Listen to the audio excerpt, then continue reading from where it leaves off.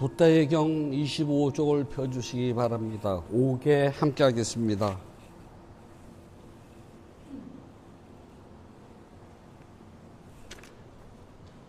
용서하여 주십시오.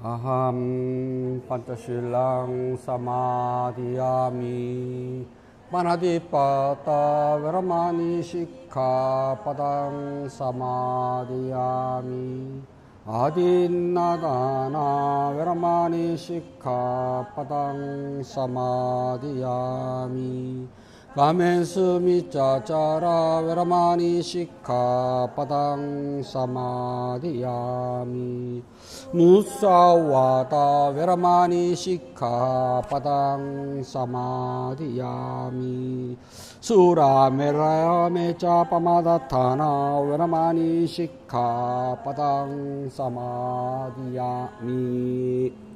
8월 9일 둘째 주 일요본문을 시작하도록 합니다. 부처님 말씀 함께 하십니다.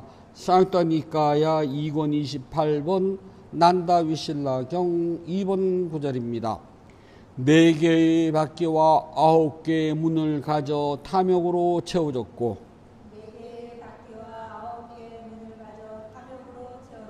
꽁꽁 묶여 있으며 진흙에서 생겨나왔습니다. 대웅이시여 여기서 어떻게 벗어날 수 있나이까?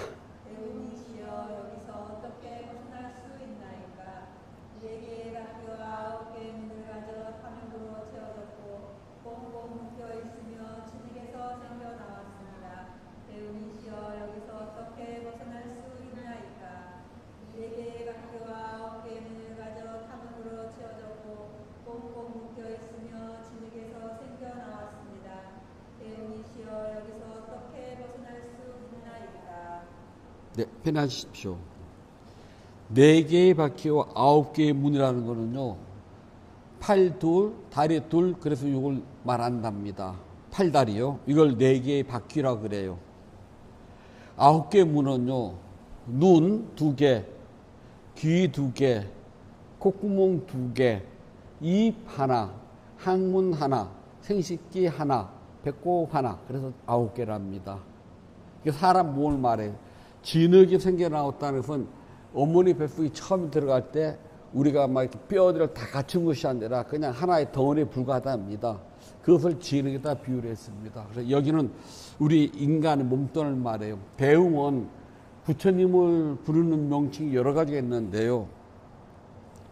부처님의 제자들은 대웅이라고 부르지 않아요. 그냥 바가바 세존이시여라고 늘 부르거든요. 그리고 부처님은 자기를 부를 때는 나 열애는 따따가 또 그렇게 부르고요. 그러나 이제 불교에 귀의하지 정식으로 불교에 귀의하지 않은 부처님 제자가 아닌 즉 신도 아닌 이들은 부처님에 대해서 그냥 곧다마셔라고 부처님 성을 부르기도 하고요. 시달타라 이런 부르지는 않아요. 곧다마셔라고 성을 부르거나 또는 지금처럼 대우 마하비라 위대하시니여라고 불렀답니다. 그리고 우리가 대웅원 원을 보면 마하비라라고 그래요. 인도에서는 그냥 아주 자기보다 월등히 높고 위대한 존재들 부르는 명칭이 마하비랍니다. 인도에서 당시 마하비라고 부르던 사람은 부처님, 그 다음에 자이나의 교주도 마하비라라고 불렀어요. 불교에서는 그냥 부처님 제자들은 세존이시여, 바가바 세존이시여. 부처님은 나 열애는 따따가 또는 그렇지. 그렇지 않고 일반적인 사람들이 누군가 와서 부처님께 물을 때는 그냥 곧다 마시오라고 부처님 성을 부르거나 또는 지금처럼 대웅 큰 영웅이시오 위대하신 분이시오라고 했답니다. 그렇게 본다면 여기 나왔던 난다 윗살라는 불교 신자가 아직 아니랍니다. 그래서 부처님 법문을 듣고 난 다음에 귀의를 해요. 날씨가 그렇게 푹푹 찌고 하더니 엊그저께가 입추였거든요. 그리고 오늘 새벽에는 비가 물뿌리기로 뿌리듯이 몇 방울 뿌르륵 하고 끝냈어요. 그리고 나서 아침에 창문을 탁 열어놓는데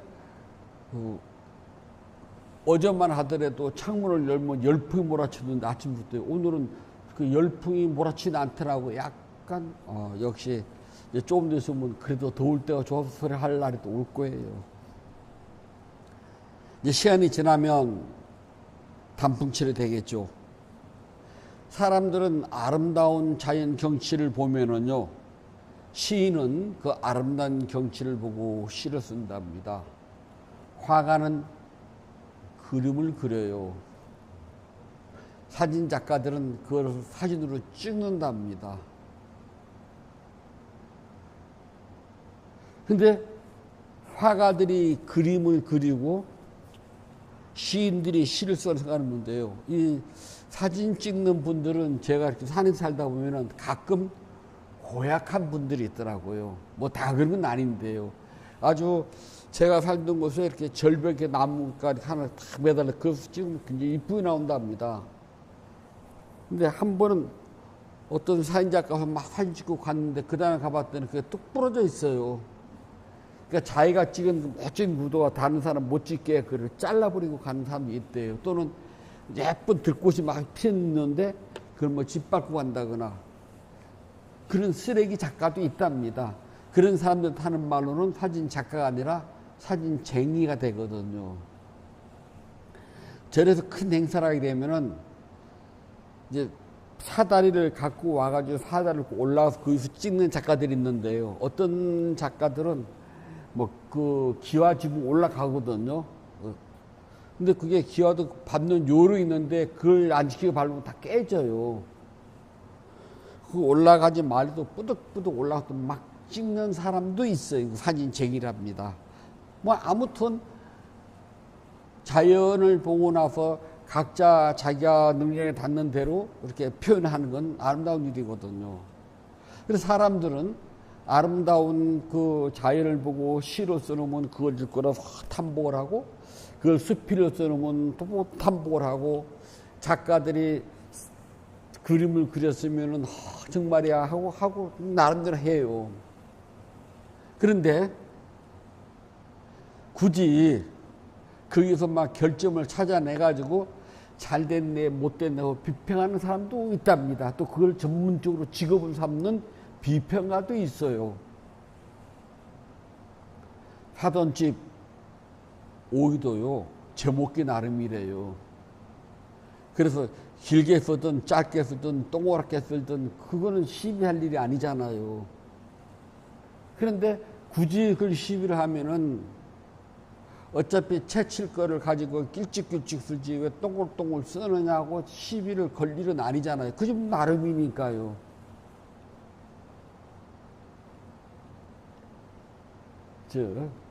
자연은요 잘못이 없답니다. 누가 봐도요 자기가 똑같은 모습을 보여주는데 그걸 보고 어떤 각도에서 어떻게 보고 그 따라서 달라져요. 저는 석양 보는 거 별로 안 좋아한다고 그러잖아요.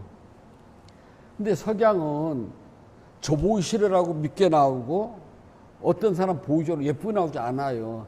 석양은 늘 석양 그 모습이거든요. 근데 그거를 받아들이는 사람에 따라서 달라진 것 뿐이랍니다. 자연은 매장산 단풍이 이쁘냐 설악산 단풍이 이쁘냐 그래가지고 싸움을 하거든요. 단풍은 단풍뿐이거든요. 뭐 가루수 단풍은 안 이쁜가요? 하동을 가면은 섬진강을 따라서요 쭉 내려가면은 쌍계사까지 정말 30리라고 그러나 그 벚꽃 터널을 지나가요. 때가 되면은 대한민국에서 카메라 들고 있는 사람은 한 번씩 다 지나갈 겁니다. 아니, 매우 터져요. 그냥 사진 찍느라고요. 그러면은 하동 심리 벚꽃 터널만 예쁜가요? 가로수에 핀 그것도 이쁘다니까요. 즉, 자연은 나한테 똑같은 걸 늘 한결씩 보여주는데 받아들이는 사람의 위치와 그날 환경이라든지 분위기라든지 내 기분에 따라서 달라지는 것 뿐이랍니다. 즉, 자연은 죄가 없어요. 부처님 법도 그렇답니다. 부처님 법은 늘 똑같고 한결같아요. 그것을 말해주는 스님에 따라서 조금 달라져요. 왜냐하면 비유와 시대적 흐름에 따라서 다를 수밖에 없거든요. 또 스님이 똑같이 말했다 하더라도 받아들이는 불자들이 이해를 어떻게 했느냐 따라서 또 달라져요. 그러니까 법에 잘못이 있는 것이 아니라 말하는 사람이나 받아들이는 불자들이 그날에 따라서 조금 잘못이라고 해야 되나? 조금 달리 받아들여지기도 한답니다. 만약에 스님하는 법문이 의심이 간다. 그러면 무턱대고 의심하기보다요. 경전을 먼저 읽어보시는 게 제일 빨라요. 그럼 스님이 경전의 이 부분을 오늘 법문해 주셨는데 이렇게 비유를 드셨구나. 그럼 내가 이걸 잘못 이해했나 되거든요. 그래서 남방불자들은 기본적으로요. 경전은 늘 절에 와서 공부를 하든 스님한테 배우든 집에서 읽든 해요. 천수경 듣고 말고요. 천수경은 부처님 진리가 안 들어가 있답니다. 천수경의 핵심은요. 신묘장구 대다란이가 핵심이에요. 그래서 천수경의 원 제목은 천수천한 관자재보살 광대원만무에 대비신 대다란이 경이에요. 그뿐이랍니다. 근데 여기에다가 중국 당나라의 송나라를 거치면서요. 전구업지는서부터 시작을 해가지고 하는 요 전구. 그 다음에 대단하게 끝나고 나면 사방찬하고 참회를 하잖아요. 그부터 나무항 시방승까지 후송은 나중에 덧붙여진 거예요. 그걸 읽어보면은 어디에도 있잖아요. 부처님의 진리에 대해서 말한 건 없답니다. 그냥 죄업을 참회하고 나쁜 일 하지 말아야 되고 그 다음에 불보살 찬탄하고 원을 세우고 끝. 교리가 없거든요. 그래서 천수경만 죽으라고 읽으면은요, 교리를 몰라요. 그러면 반야신경은요, 그거 배우지 않으면 모르거든요. 반야신경은 교리서적이에요. 우리의 몸이라는 것은 무엇이고, 즉, 물질과 비물질의 차이, 물질과 비물질은 영원하냐, 영원하지 않느냐, 영원하지 않는다. 그것은 항상 영원하지 않고 변하는 것이고, 그 어디에도 자아라고 하는 실체는 없다. 그것이 공이거든요. 그럼 이러한 공을 늘 즉 무상고무아를 깨달을 뭘 해야 되느냐? 주문을 외워라. 아제 바라 승아제 뭐지? 계속 외워라. 그러면은 마음이 한 대상에 집중돼가지고 삼매가 형성될 거야. 즉 사마타 수행을 하기 위한 일종의 지침서이고 계루서거든요. 근데 그나마 반자신경을 하게 되면은 오온이라든지 육근이라든지 그런 건 알아요.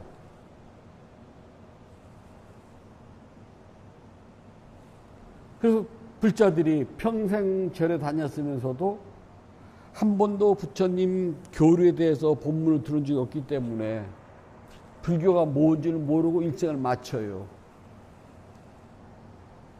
그러다가 자기 기분이 조금 나빠지면 막 스님한테 욕을 해요. 어저만 하더라도 우리 스님 꺽뻑 죽었는데요. 뭔가 기분 나빠졌어요. 그럼 스님이 가서 정말 산중기생 노릇을 해가지고요. 아첨을 들고 아양을 들고 막 그 글자 기분을 풀어주고 쇼쇼쇼를 해가지고 있잖아요. 기분이 좀 돌아와요. 그래도 기분 나쁜 것이 며칠 가요. 오랫동안 하고요. 아, 그 짓을 해야 되나? 저는 금생에 그 짓은 안 하기로 했거든요. 오면 왔나보다 가면 갔나보다로 끝. 그걸 가지고 막 왜 안 오세요? 뭐 제가 뭐 실수를 했나요? 잘못을 했나요? 뭐 그런 것이 아니라 그건 이거 금생 그 짓은 안 해요. 그래서 제가 제일 무서워하는 사람이요. 스님이 너무 좋아하는 사람. 저는 스님 계신 절이 너무 좋아하는 사람은요. 언젠가는 너무 싫어야 하거든요. 하도 그 꼴을 많이 봐가지고요. 그냥 왔나보다 갔나보다 서로가 그냥 법회 때 얼굴 보는 것이 딱 좋아.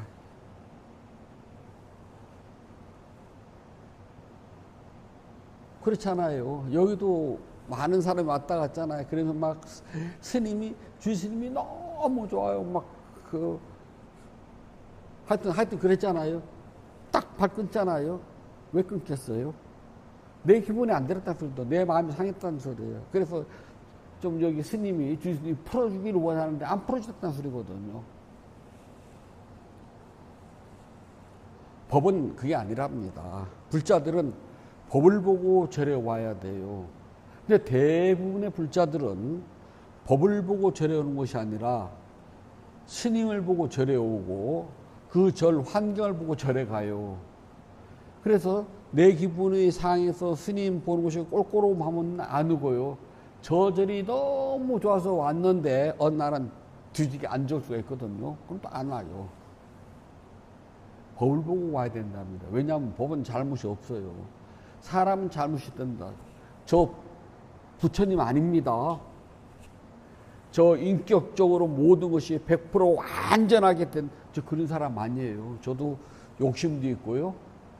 저도 아직까지는 용났기 때문에 화도 내고요. 좋은 거 좋다 그러고 맛있는 게 있으면 눈 한 번 더 가고요. 맛있는 것도 먹고 싶죠. 그래요. 그런 저한테 부처님처럼 완전 그건 꿈이라니까. 그리고 꿈도 꾸지 말아요. 실수를 하면 우리 스님이 아직도 중생이구나. 그러면 끝나요. 그럼 그러는 나는 실수 안 하나? 나도 실수하잖아요. 단 법을 보고요. 그런데 스님이 법을 100% 다 이해를 했다고 생각하면 그것도 또 오해예요. 왜냐하면 모르는 법도 있을 수 있잖아요. 그러면은 이건 내가 몰라요 라고 말하는 것이 가장 정직하답니다. 그거 틀렸네요. 내가 찾아보고 다시 설명해 드릴까요? 그러면 괜찮아요. 모르는 건 모르는 거거든요. 근데 법은 잘못이 없답니다. 왜냐하면 경전은 부처님께서 제자들을 가르치기 위해서 제자들에게 깨달음을 성취시키기 위해서 정말 45년 동안 쉬지 않고 가르친 그 말씀을 모아놓은 게 경전이에요. 그래서 경전은 부처님께서 직접 설하신 것이고 스님들은 부처님이 직접 만든 제자들의 무리랍니다. 그런데 스님들 모두가 있잖아요. 부처님 법을 바르게 전하고 이 세상에 오래오래 부처님 법이 멈출 수 있도록 하는 것이 스님들이 가져야 될 의무이고 사명이고 목표이기도 하지만 그 모든 스님들이 바르게 부처님 법을 오래오래도록 수행을 하고 부처님 하신 말씀을 잘 연찬하고 닦아서 바르게 알고 하는 스님들도 있지만 없는 스님도 있거든요. 그것은 불자님들의 안목이 중요하답니다. 나에게 부처님의 바른 길로 갈 수 있도록 내가 깨달음 성취할 수 있도록 잘 이끌어 주시는 분인지 부처님 말씀이 아니라 자기 말을 하고 부처님 말씀을 자기 멋대로 해석을 하는지를 가리는 건 여러분들의 안목이에요. 그 안목은 어디서 얻느냐? 경전에서 얻는답니다.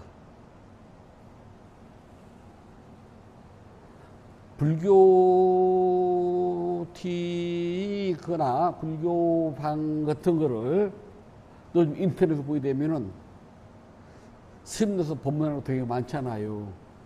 그런데 저는 한 두어 개 이렇게 듣다 보면은 얼씨구 꺼버려요. 말도 아닌 소리 하거든요. 요즘 윗바사나 수행 사람도 되게 많아요. 그래서 윗바사나 설명하라고 어떤 데는 막 다발로 앉혀놓고 이렇게 물어보면서 수행 점검 면담을 해요. 뭐 지혜가 어떻게 수행했더니 어땠어? 물어봐 하나씩 하나씩. 그런데 그래서 이제 답변해 줘야 되잖아요. 옳시고? 저 사람이 과연 얼마큼 수행을 했다고 저렇게 말할까? 되게 많아요.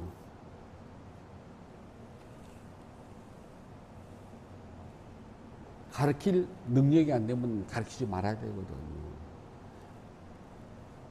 가사를 입었다고 아무나 다 법문할 수 있는 건 아니랍니다. 법문도 하려면은 배울 만큼 배워야 돼요.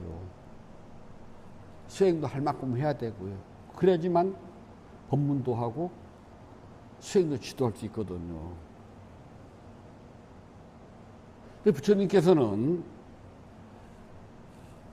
우리 제자들에게 너희들은 나의 법을 이 세상에 오래오래도록 전하게 하고 바른 법이 무너지지 않도록 잘 호지해야 될 의무가 있다. 그래서 부처님 법을 바르게 잘 이해를 하고 열심히 수행을 한 제자들에게 부처님 늘 칭찬하셨습니다.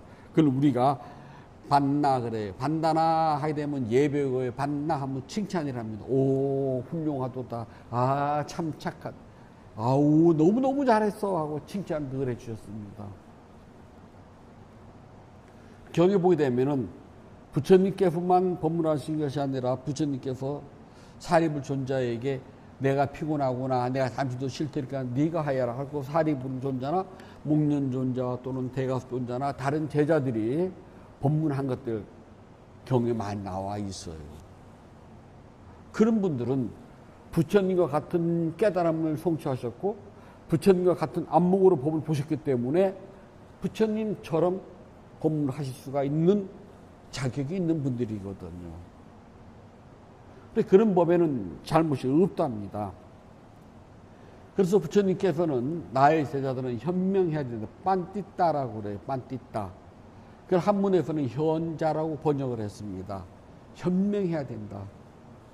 법에 대해서도 해박하게 잘 알아야 되고 수행도 깊게 해가지고 깨달음을 성취를 했고 그래야지만은 법을 보는 안목이 생긴다.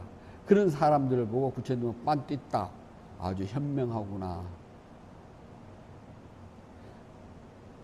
그래서 이 빤띠따는 꽃살라 능숙해요. 경을 물어봐도 막힘없이 줄줄줄줄 대답을 해주고 수행을 지도해도 막힘이 없어요. 그래서 현명한 빤띠따 안에는 능숙하다, 꽃살라가 반드시 들어가 있어야 된답니다.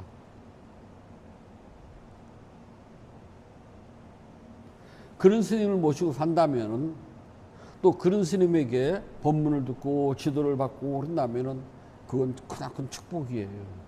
이 세상에서 가장 큰 으뜸가는 복이랍니다. 돈 많아봤자요 죽을 때 못 가지고 가요. 아우 우리 아들 딸 공부를 너무 잘해가지고 막 S대에 들어가고 학교 졸업하자마자 막 대기업 취직을 하고 막 신랑 신부 어쩌고 해봤자 죽을 때는요 나 따라 안 죽어요. 우리 남편이 너무 좋아 막 내가 하자는 거 다 해주면 죽을 때요 같이 안 따라 죽어요. 집이 있다고 가져갈 것입니까? 은행 통장이 많다고 넣고 갈 겁니까?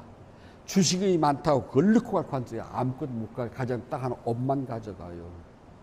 그 업 중에서 유일하게 나로 하여금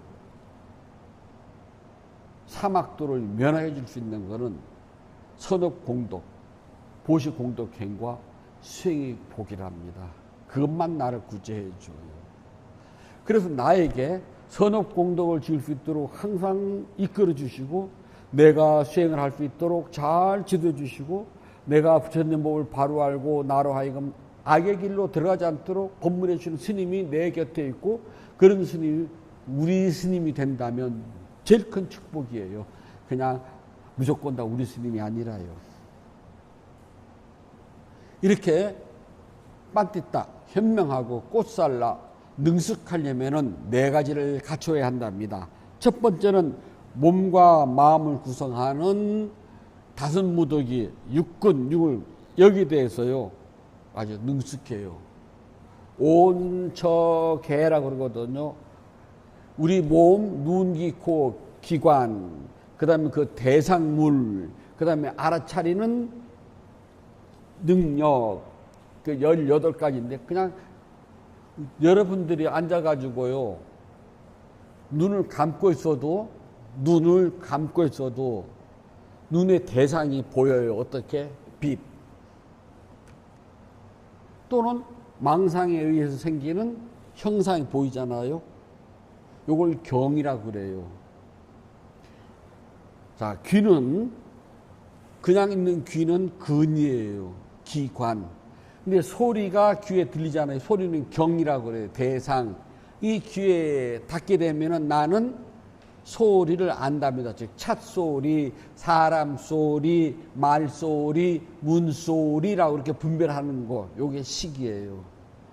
그래서 귀라고 하는 요 감각기관, 소리라고 하는 대상이 귀에 부딪혔을 때에 분별을 해요. 이걸 우리가 근처계라고 그런답니다. 그것이 눈, 귀, 코에 다 분산되어 있어요. 그리고 육근은, 눈은 빛깔과 모양 다른 건 소용없어요. 귀는 소리, 코는 향기랍니다. 아, 향기가 좋지? 향기 좋네. 향기를 누가 맡았어? 내가? 그러면 잘못이에요. 그럼 코를 줘봤고 손에다가 향수를 발라도 향기가 맞겠네? 아니잖아요. 대표적으로 물을 마십니다. 어우, 시원해. 물이 시원해. 이 물 누가 먹었어? 내가. 그러면은 귓구멍에다가 물을 갖다 부어도 시원하게 안 그렇잖아요. 목구멍으로 들어가야 되거든요. 그래서 이때는 내 입으로라고 한답니다. 즉, 각각의 기관은 고유한 기능이 있어요. 그 기능이 와서 닿는 대상, 경이라고 한답니다. 그러면은 거기에 대해서 이 감각 기관이 대상을 접하는 순간 우리는 분별을 해요. 시원하다, 뜨겁다, 미지근하다, 달다, 짜다 하고 써요. 알았잖아요. 이것이 눈, 귀, 코에 각각 다 달라. 6개. 이것이 우리가 흔히 말하는 몸이라고 하는 오온에 딸린 육근, 육경, 육처, 우리가 근경계라고 한답니다. 그냥 각 기관의 고유한 성능과 각 기관에 따라서 받아들여지는 대상을 분별하는 것, 이걸 잘 알아야 돼요. 즉, 그러면은 이런 말을 할 수가 있죠. 그러면은 누가 먹을 때 시원한 얼음물을 먹으면서 시원하다고 모르는 사람 있어요? 라고 말할 수가 있어요. 아름다운 음악 소리를 들으면서 어머, 목소리 이쁘네 하고 모르는 사람 있냐고요. 다 알아요. 그런데 그걸 보고 여기서 잘 안다고 하질 않는답니다. 우리는 잘 아는 게 뭐예요? 시원함이 맞아요. 맛봄이 맞아요. 소리가 들렸을 때, 아, 우리 아들 소리, 딸 소리, 차 소리가, 그건 다 알아요. 그걸 말하는 것이 아니라, 들림. 눈으로 빨강, 노랑, 파랑 다 봐요. 우리 그 말이잖아요. 보임. 여기에 법을 보는 눈이 능숙하다는 것을 말한답니다.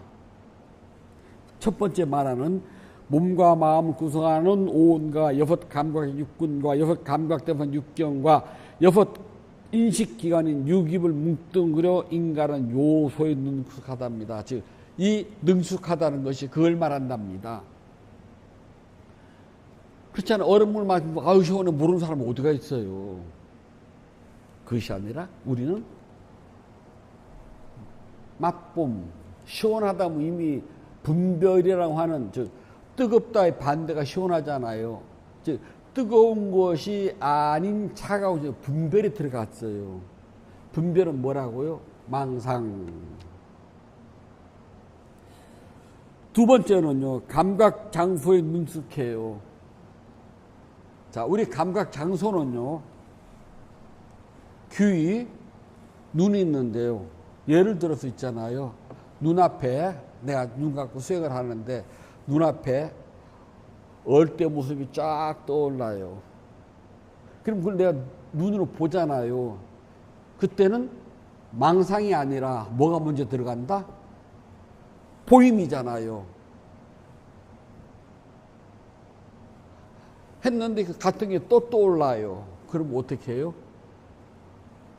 망상, 생각. 이것을 만약에 두 번째로 합니다. 감각 장소에 능숙해요.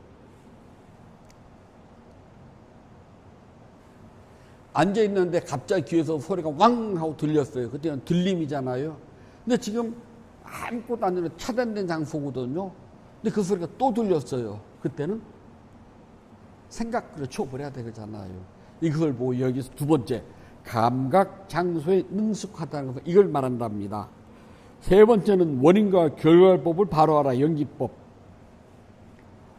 원인과 결과는요 굳이 이름 붙이지 않아도요 어떤 때는 지금 망상이 떠올랐어요. 망상은 원인과 결과가 생각이 원인에 대해서 내 귀로 들어오든지 눈에 나타난 결과잖아요. 이것은 굳이 이름 붙이지 않아도 나는 원인과 결과를 꿰뚫어 알아야 한답니다. 그러니까 망상 한 순간 생각에서 일어난 것들이 눈으로 대상으로 나타나거나 생각으로 나타난 것들이 귀에 들리거나 또는 앉아있는데 배가 고파요. 나도 모르게 침을 꼴꺽 삼킬 수가 있어요. 먹는 것처럼. 원인은 어디? 생각이잖아요.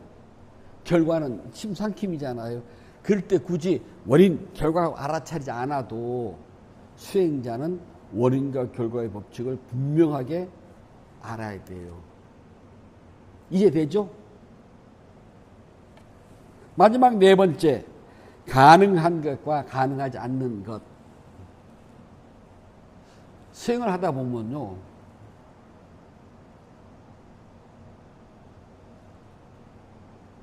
일어나지 않는 것들에 대해서는 알아챌 필요가 없잖아요. 그건 불가능한 거예요. 가능한 거는 지금 현재 이곳 여기에서 일어난 것만,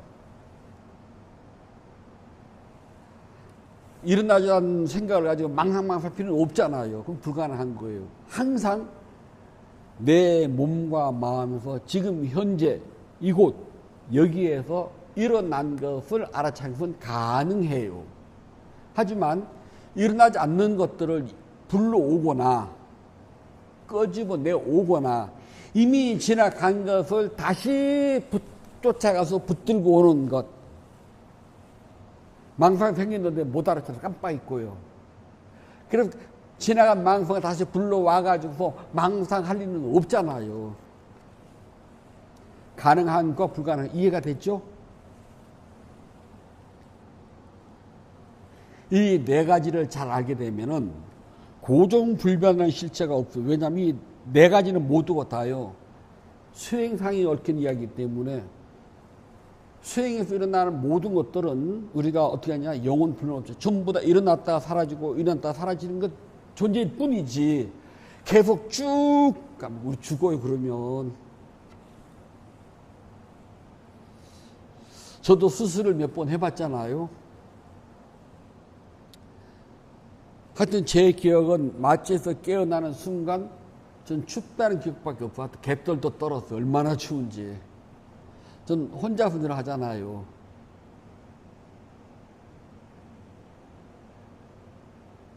그리고 나서는 이제 마취가 풀린과 동시에 이 통증이 오잖아요. 그러면 예전에는 이렇게 뚝 누르면 간호사님 와서 이렇게 진통제 놔주는데 지금은 여기가 달려있잖아요. 아프면 누르세요 그러잖아요. 근데 제가 한 번도 눌러본 적이 없거든요. 모든 통증이 있잖아요. 쭉 때문에 죽어요. 근데 희한하게 갔다가 딱 끊어져요. 그때는 잔다니까요. 그러다가 너무 아프면 또 깨요. 영원한 것은 없답니다.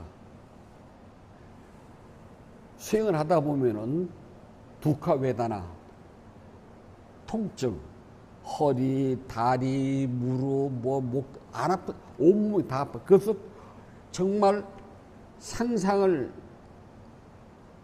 초월하는 고통이 올 수도 있어요. 정말 차라리 죽었으면 좋겠다 할 정도의 어마무지한 고통이 와요. 근데 그 고통이 계속되면 수행 못 하거든요. 그런데 그렇게 막 왔다가 어느 순간 보면은 연기와 바람에 날리듯 싹 사라져요. 다리가 저리고, 예를 들어서요, 우리가 제일 흔한 것이 다리가 저리가 아픔이에요. 마치 다리가 없는 것처럼 모든 감각기관이 다 사라져요. 너무 아파가지고요. 내 다리가 아닌 것 같아요. 그러던 한순간 되면은요, 그렇게 아팠던 다리가요, 마치 폭죽이 터지듯이 불꽃이 파파파파파파파파파파파 일어나면서 아픔이 정말 발가락으로 막 샥샥샥샥샥 빠져나가는 것처럼 느껴지기도 해요. 그렇죠? 있었다면, 그러면서 온몸이 날아가처럼 개운하게 통증이 딱 사라져요. 그걸 통해서 우리는 뭘 알았냐? 영원하지 않구나. 그러니까 무사한 거 다 깨달았다, 알았다니까요. 굳이 그걸 가지고 난 무상을 알았어라고 말하진 않아요. 왜 그러느냐? 그것 말고도 무상한 게 많거든요. 단지 안 것뿐이에요. 그게 중요하답니다. 알았어요.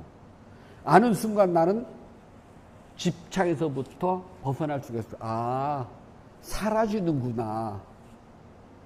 조건 발생으로 일어난 것들은 반드시 영원하지 않고 사라진다. 그래서 조건 발생으로서 일어난 것들은 괴로워요. 영원하지도 않고요. 그렇게 처음에는 다리 하나지만 시간이 지나면 자꾸 수행을 할수록 능숙해져. 꼬살라. 육체뿐만 아니라 마음에서도 일어나고 사라지는 것들이 정확하게 보여요. 몸은 워낙 덩어리가 크니까 잘 보이는데 마음은 워낙 쪼잘쌤이라도 안 볼 때가 많거든요. 그래 마음에서 일어나고 사라지는 걸 안 볼 때가 못 볼 때가 더 많아요. 근데 어느 날 익숙해지면 마음에서도 일어나고 사라지듯이 능숙하게 보인답니다. 능숙하게 꼬살라. 그러면 뭐라고 해? 빤띠다. 지혜롭고 현명한 사람들이 시작한답니다. 그렇기 때문에 법은 잘못이 없답니다. 가르쳐주는 사람이 잘못이고 잘못 이해를 한 사람이 잘못이죠. 법 자체가 잘못은 없습니다. 그래서 우리는 이 수행을 통해서요, 이 네 가지를 통해서 무상고 무아의 실체를 꿰뚫어 보는 지혜가 생긴답니다. 빤띠 있다. 아, 영원한 건 없구나. 고통조차도 영원하지 않구나. 하지만 깨닫지 못하면 현실에서의 고통은 조건이 젖었기 때문에 고통스럽다가 조건이 닿으면 사라지는데, 윤회라고 하는 것도 마찬가지예요. 윤회도 내가 윤회할 수 있는 조건을 만들어 놓으면은 영원히 벗어나지 못하고, 내가 윤회할 수 하는 그 업을 완전히 제거한다면 나는 다시는 윤회하지 않는다는 것을 스스로 알게 된답니다. 그래서 우리는 수행을 통해서 고유한 법의 성질을 알아요. 법의 성질을 알게 되면 그때는 법은 잘못이 없답니다. 설명을 해주는 사람이 잘못일 수가 있고요. 받아들이는 사람이 이해를 못해서 잘못이 있지 부처님 법 자체는 잘못이 없답니다. 그래서 때가 되면은요 올연하다고 그래요. 내 마음속에 부처님 법만 우뚝 남아요. 그때 되면은 변하지 않는 신심이라는 건 있잖아요. 내가 부처님 법을 잘 알 때 생기지 부처님 법을 모르고요 신임이 좋아서 저율이 좋아서 반드시 변해요.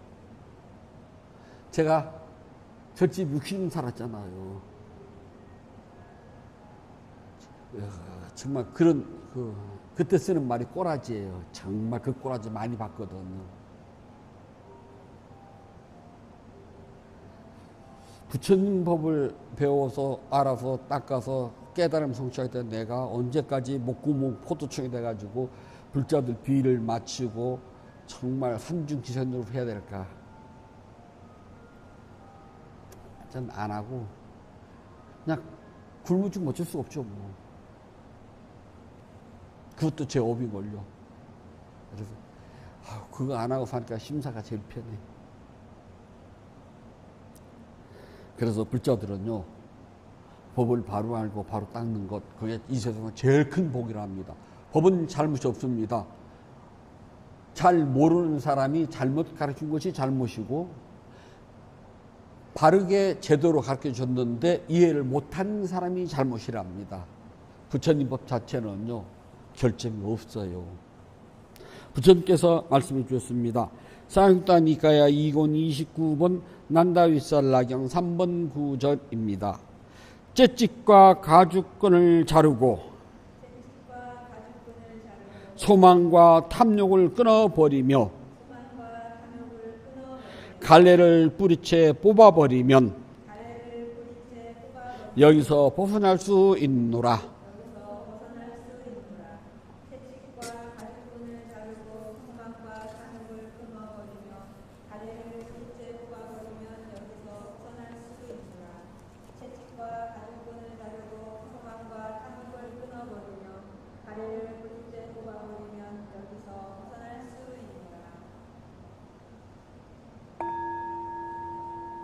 (9월 2일) 둘째 주 일요 법문을 마치도록 하겠습니다.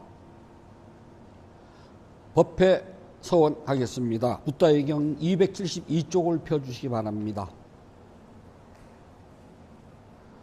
나누는 기쁨으로 자비 발언을 하였고 수행을 위하여 무난하지 않는 서원을 세워야 합니다.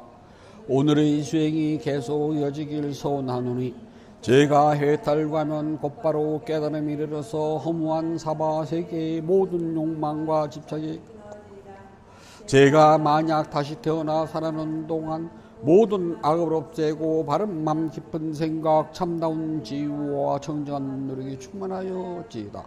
단마에 위없는 힘과 제 노력과 실천 행하는 힘으로 어떤 마장도 제 가장키를 기원합니다.